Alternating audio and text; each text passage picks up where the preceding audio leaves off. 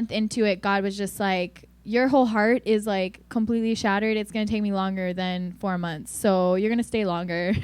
And my parents didn't like that, but I kind of had to, at that point I was 23. So I had to just kind of go on my own, what I believed God was doing. And what I did last year in Hawaii was I didn't go to school. I did work. I was working full time.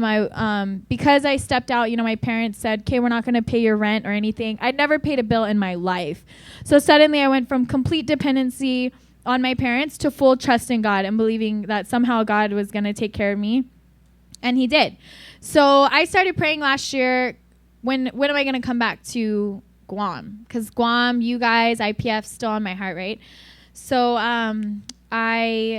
I came to camp last year in August, or last year in July, and when I left, I felt more confused than ever, because in Hawaii, basically what I had found that doesn't exist here is a community. We don't really have a community of Christians that you can hang out with, you can kick back with, you can really feel like we're all going the same direction. Like, for whatever reason, I have tried to find that on Guam, and I always kind of hit a dead end. So in Hawaii, however, of course it's bigger, and so you can get plugged in, and so that's what I had found there. So I started praying, okay, God, am I spiritually healthy enough to go home and to, I'm going to step back into IPF and people are going to expect me to lead. Like, that's exactly what's going to happen. And I need to know, because I don't want to lead again from a broken heart. I want to lead from a healthy place. So after I came, you guys ripped my heart. I really wanted to stay after camp. And so I went back to Hawaii and I was just praying about it, fasting about it. And I felt like God said, finish out this year. I was going to counseling. I was seeing a counselor. I know I got all these issues, but I was getting help. And then I really felt like God was like, at the end of this year, just finish it out, see it through, and then you'll go home and you're free. Like, you're done. And so I was super excited. I came back in January. My school schedule was already set, and so I wasn't able to come to youth. And I was so bummed. I was just like, oh my gosh, like, youth, like, that was the one thing that I had when I was here on Guam, and then now I can't come back, all this stuff. And so I felt like God was just like, for now, I felt like it was his timing. Like, for whatever reason, he didn't want me back here January through May. But I felt as soon as my semester ended at school, I would be allowed to come back. And so that's what I just kind of kept speaking, was when May rolls around, I'll be back. And then recently, within the last few weeks, God's timing, as you know, is always perfect. And so with the 2 fallen leaders recently, it was his perfect timing to bring, not to say that I'm replacing them, but I have a passion, and I am definitely a person that I do not waver. There's no gray area for me. You're either full in or you're full out. That's how, I don't know if it's because it's how my dad is, but that's just how I see life. Like, it's like, you're either completely devoted or you're completely not devoted. This in between drives me crazy, and people that do it drive me crazy. Not that I'm perfect, but I'm just like, oh my gosh, come on. So tonight, I am excited that I'm here to bring the word. I told James yesterday, I was like, do you have a word? Because I think God gave me a word and I don't know. And he's like, that's so weird. Like, I felt like God said you're supposed to share anyways. But he didn't want to pun to me, because a lot of times he'll ask me, I'll be like, no, I don't want to share. Like, you're sharing. So he's learned his lesson the hard way. So tonight, everyone say this title. Repeat after me. Whose hero am I? Okay, that's tonight's message. If you're taking notes, if you're not, it's okay. So I made a little, don't show it yet. I made a little slideshow, but wait. Okay, so this is what I want everyone to do. Okay, first of all, if you've hung out with me at all, you know I'm like Miss Carmen in the sense of I like interactive. I like communicating. I like smiling. I like talking back. So if you sit there and you do like a teacher-student thing to me, you're going to drive me nuts for the next 20 minutes. So don't do that, or else I'm going to play Simon Says again. And I know you guys don't want to do that. So here's the deal. Everyone close your eyes. Don't worry. Nobody's going to like do anything weird. Just, you guys got trust issues. You guys are like looking around like, I'm not sure I'm going to close my eyes. Just shut your eyes already.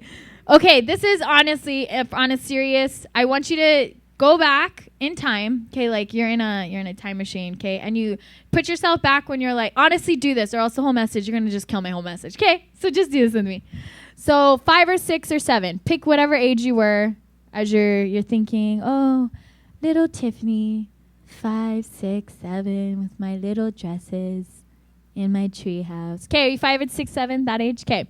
Now this is what I want you to think about. Who at that age did you look up to? At that age, let that person come to your mind. It can be someone that was actually in your life, or it can be somebody that famous, whatever.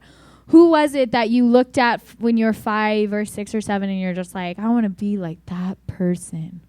Oh, if I could just be like them. All right, you can open your eyes. Come back to this age. All right, welcome back to 2012. So now I want you to think about how many times in life have you been let down? 1 million, right? There's so many times that you've been let down. I know that. That hurts my heart. I wish that I could be there every time you've been let down.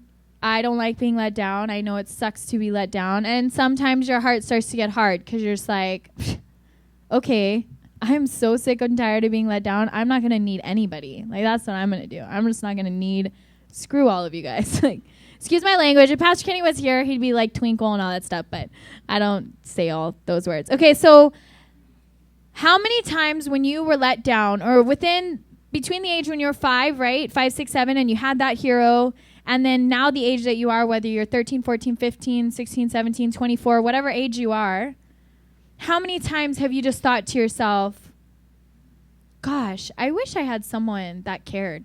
I just wish I had somebody that when I was down, they were right there and they were just like, here, let me help you up. Follow me. Let me help you carry that burden. Let me talk to you. Let me be there. Let me hold you while you cry. All of us. So I don't care if you're the toughest person in here and you're like, I don't need anybody. I know you're lying already. So just take in what I'm saying. You don't have to respond, but I know that every single person in this room right now can relate with what I'm saying. You've been let down, and we've all wished, I wish I had somebody. I wish I had somebody. Okay? So I know it's kind of deep, but I wanted to open with that. And then next thing I want to open with, I'm going to show only three, okay? I'm going to show 3 different superheroes. And you need to cheer for the one that is your main superhero, okay? Or even if they weren't, just like of these 3, because I can't do all the superheroes, right? And these were the superheroes when I was growing up, so I didn't go into like Iron Man and all those guys, because like that's too, like it's getting all like sophisticated all up in the movie theaters. So these are just the simple ones. So first one, if you like this person, then like let me hear you. Wait. All right, so we got some Spider-Man fans. All right. Next one. I think Batman's cooler than Spider-Man? Really? All right, this is the last one. Yeah, okay, so maybe Superman wins. Okay, and then I asked James who his superhero is. Wait, okay, before we show, who all would say, yeah, I kind of look up to James sometimes. Like sometimes that'd be cool to be like him. All right, a lot of you guys. So do you guys want to see who he looks up to? All right, let's show him. Yeah, let's do it. No, just joking. Josh joking. Okay, so here's what I want to talk to you guys about. I really felt like God said that I need to talk to you guys about heroes, because you can take Barbie off. You can go to the title. That's gonna distract me the whole time. No, the whose hero are you thing. Oh my gosh, James, stop laughing. Okay. So, I felt like I needed to talk to you guys about this because I can relate. Okay, I was that kid that was always like, oh my gosh, how come I don't have anybody I can talk to? Like, you would think I have my parents, right? But I didn't have my parents because they're the pastors, so everybody has my parents. And then you're just like, and plus they're your parents. I mean, honestly. How many of you guys want to talk about all the little nitty-gritties of your life with your parents? And they're your pastors. So maybe if they were just my pastors, they would have been cool, but they weren't. They're my parents too. So I didn't really feel like growing up and I was going through a lot of different things and I didn't know who to talk to about them. And there were so many times that I would literally cry and just be like, I feel so alone. Like I feel like I don't have anybody and I